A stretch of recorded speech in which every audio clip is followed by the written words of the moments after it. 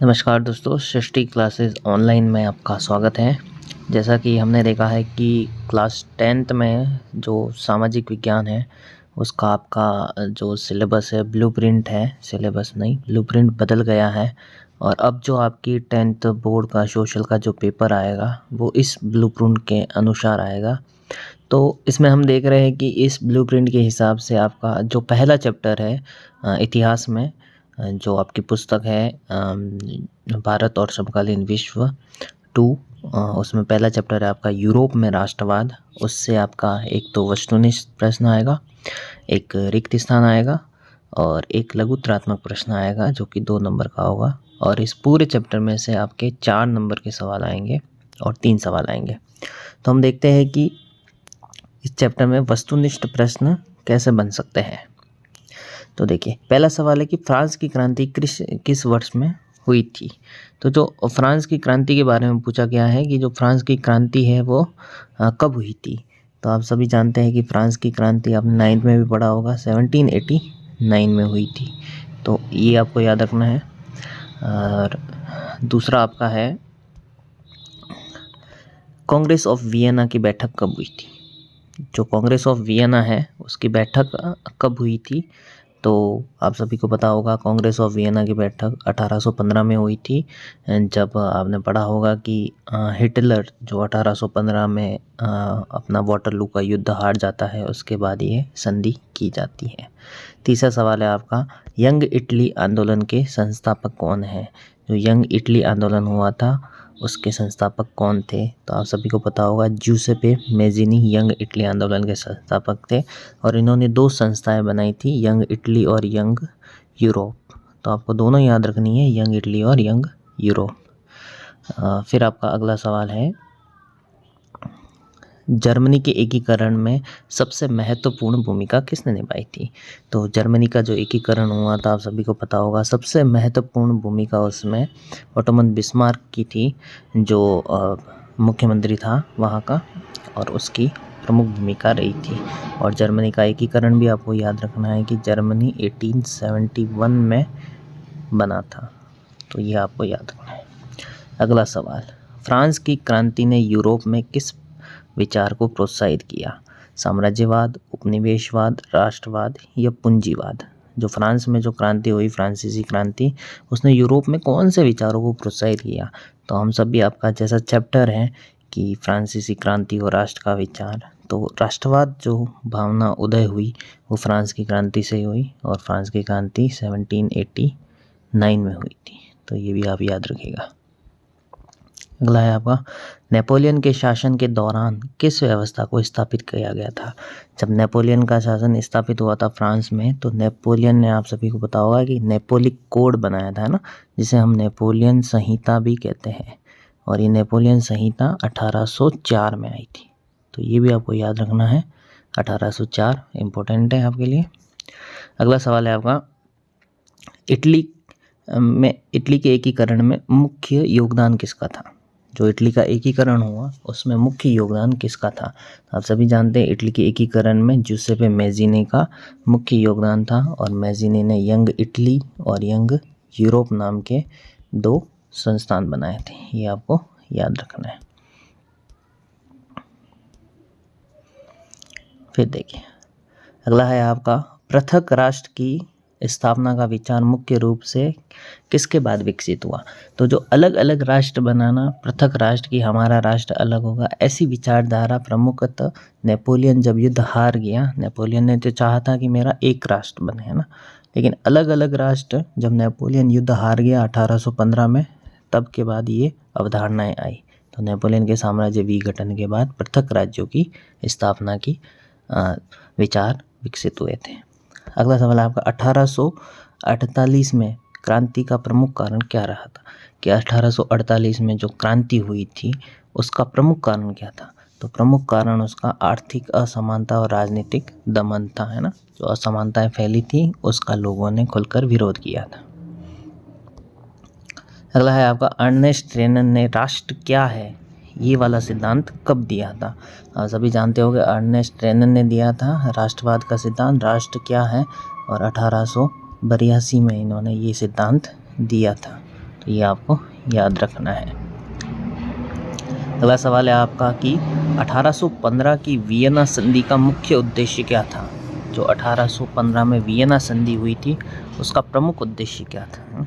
तो वियना संधि का प्रमुख उद्देश्य था कि नेपोलियन युद्धों के बाद यूरोप की सीमाओं का पुनर्निर्धारण करना, कि नेपोलियन ने पूरे यूरोप को जीत लिया था, फिर उसके बाद अलग अलग राष्ट्र अपनी सीमाओं का निर्धारण खुद करें, ये इसका प्रमुख उद्देश्य था।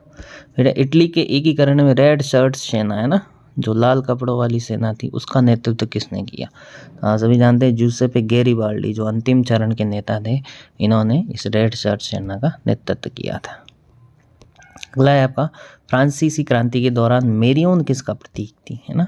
तो जो मेरियोन आप जानते हो कि फ्रांस की क्या कहलाती थी, फ्रांसिस की माता, है ना। जैसे हमारे यहाँ भारत माता है, तो उनकी माता मेरियोन, प्रतीक चिन्ह बनाया था उन्होंने।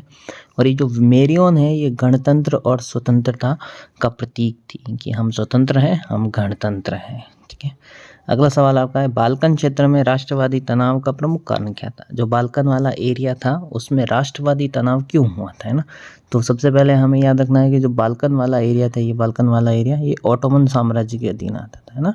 ऑटोमन साम्राज्य का नियंत्रण था और ये विकसित था पूरा, है ना, पूरा विकसित था। यहाँ पर बहुत सारे खनिज भंडार पाए जाते थे, तो इन खनिज भंडारों पर सबकी नज़र थी, है ना।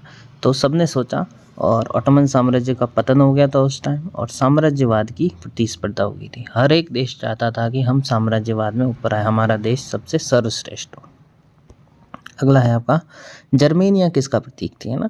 जो हमने देखा कि जैसे मारियोन फ्रांस की थी, वैसे जर्मन राष्ट्रवाद का प्रतीक जर्मेनिया था, और भारतीय राष्ट्रवाद की प्रतीक भारत माता थी, वो भी याद रखना आपको इसके साथ। अगला है आपका 1830 की जुलाई क्रांति किस देश में हुई थी। तो सबसे पहले हम पढ़ते हैं फ्रांस में 1789 में रिवॉल्यूशन स्टार्ट हुआ था, और फ्रांस में ही उसके बाद 1830 में एक क्रांति हुई थी जिसे जुलाई क्रांति कहते हैं, और ये कहाँ हुई, फ्रांस में हुई, आप याद रखना आपको। अगला है आपका कि ग्रीम भाइयों ने किस क्षेत्र में महत्वपूर्ण योगदान दिया था। तो ग्रीम भाई थे, उन्होंने जर्मन लोक गाथाओं का क्या किया था, संकलन किया था, है ना। जर्मन में राष्ट्रवाद फैलाने के लिए लोक कथाएं महत्वपूर्ण थी, लोक कथाओं का संकलन करने वाले ये ग्रीम भाई थे, तो ये आपको याद रखना है। अगला है आपका नेपोलियन के साम्राज्य के विघटन के बाद यूरोप में किस संगठन की बैठक हुई थी। तो नेपोलियन जैसे ही 1815 का वाटरलू युद्ध हारा, और उसके जस्ट बाद वियना कांग्रेस हुई थी, है ना, या वियना ट्रीटी कहते हैं हम, 1815 में हुई थी, ये याद रखना आपको। अगला है प्रथम विश्व युद्ध के बाद किस वर्ष वर्साय संधि पर हस्ताक्षर हुए थे, है ना। तो प्रथम विश्व युद्ध आप सभी को याद रखना है, प्रथम विश्व युद्ध 1914 में स्टार्ट हुआ और 1918 तक चला, और 18 में जैसे ये ख़त्म हुआ तो 1919 में संधि की गई, वर्साय की संधि, है ना। तो 1919 याद रखना है आपको। अगला है कांग्रेस ऑफ वियना के बाद यूरोप में स्थायित्व लाने के लिए किस विचार को अपनाया गया, है ना।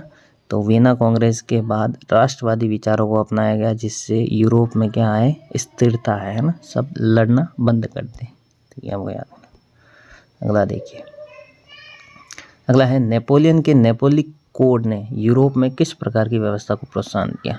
तो नेपोलिक कोड आया था, वो कानूनी रूप से सबको बराबर रखता था, इसलिए उसने कानूनी विचारों को क्या किया था, प्रोत्साहित किया था। अगला है आपका यंग इटली आंदोलन का नारा किसने दिया। तो यंग इटली आंदोलन का नारा, तो यंग इटली जब संस्थान बनाया गया तो उनका नारा था एकता, स्वतंत्रता, गणराज्य, कि हमें समानता चाहिए, यानी कि एकता, सभी समान हो, स्वतंत्र हो और एक गणराज्य के रूप में रहे। अगला है जर्मनी के एकीकरण के समय जर्मनी कितने छोटे राज्यों में विभाजित था। तो जब जर्मनी का एकीकरण हुआ तो जर्मनी टोटल 39 प्रदेशों में विभाजित था। अगला सवाल देखिए, अगला सवाल है फ्रांस की क्रांति के दौरान जनरल विल का विचार किस दार्शनिक ने प्रस्तुत किया था। तो जनरल विल के विचारों पर चलने वाला जीन जैक रूसो था, है ना, तो ये आपको याद रखना है। फिर मैथ्सिनी को हमारी सामाजिक व्यवस्था का सबसे खतरनाक दुश्मन, बहुत इंपॉर्टेंट सवाल है कि हमारी सामाजिक व्यवस्था का सबसे खतरनाक दुश्मन मैथ्सिनी को किसने कहा। तो मैथ्सिनी को कहने वाला मैटरनिक था, तो ये आप याद रखिएगा कि मैटरनिक ने कहा था। फिर अगला आपके रिक्त स्थानों वाले एक एक सवाल आएंगे, उसमें देखो फ्रांस की क्रांति ने यूरोप में कौन से विचारों को प्रोत्साहित किया, तो यूरोप में राष्ट्रवादी विचारों को प्रोत्साहित किया था। फिर ओटो वन बिस्मार्क के नेतृत्व में किसका एकीकरण हुआ, तो ओटो वन बिस्मार्क ने जर्मनी का किया था, 1871 में किया था। अगला सवाल आपका, यंग इटली आंदोलन के संस्थापक कौन थे, तो यंग इटली आंदोलन जूसेppe मैज़ीनी चलाया था, ये आपको याद रखना है। और जूसेppe मैज़ीनी का इटली के एकीकरण में महत्वपूर्ण योगदान था। इटली के एकीकरण में महत्वपूर्ण भूमिका ये देखिए जूसेppe मैज़ीनी ने निभाई थी, तो मैज़ीनी को आपको याद रखना है। फिर पृथक राज्यों की स्थापना का विचार मुख्य रूप से किसके बाद विकसित हुआ, तो जब नेपोलियन के साम्राज्य का विघटन हो गया तो सबने अलग अलग राष्ट्रों की स्थापना की।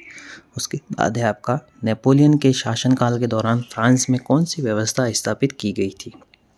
हम सभी जानते हैं कि नेपोलियन का शासन जैसे ही समाप्त हुआ उसके बाद फ्रांस में नेपोलियन कोड है ना, जब नेपोलियन अपने शासन के दौरान आया तो 1804 में उसने एक नेपोलियन कोड लाया है ना, उस कोड को स्थापित किया गया था। फिर अगला होगा कि फ्रांस की क्रांति के बाद यूरोप में किस प्रकार के विचार प्रोत्साहित हुए, तो यूरोप में राष्ट्रवादी विचार प्रोत्साहित हुए। फिर आपका Congress of Vienna, Vienna Congress कब हुई, तो वियना कांग्रेस 1815 में हुई। फिर यंग इटली का आंदोलन का मुख्य उद्देश्य इटली का एकीकरण करना था।